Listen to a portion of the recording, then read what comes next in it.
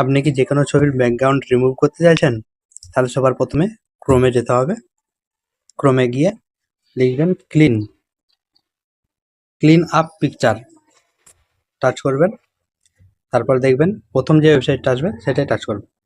এখানে কি বলছে, রিমুভ আনওয়ান্টেড অবজেক্ট। তো এখানে ইমেজ আপলোড করতে বলছে, আপলোড ইমেজ, ছবি আপলোড করে দিলাম। বাস, এখান থেকে আপনি জাস্ট ব্রাশটা বাড়াতেও পারবেন, কমাতেও পারবেন। ব্রাশ সিলেক্ট করবেন, বাস এইটুকু,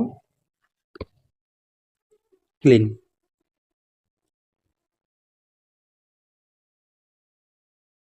আপনার যদি নেটওয়ার্ক ভালো থাকে তাহলে অবশ্যই তাড়াতাড়ি করে নেবেন, নইলে একটু লেট হবে।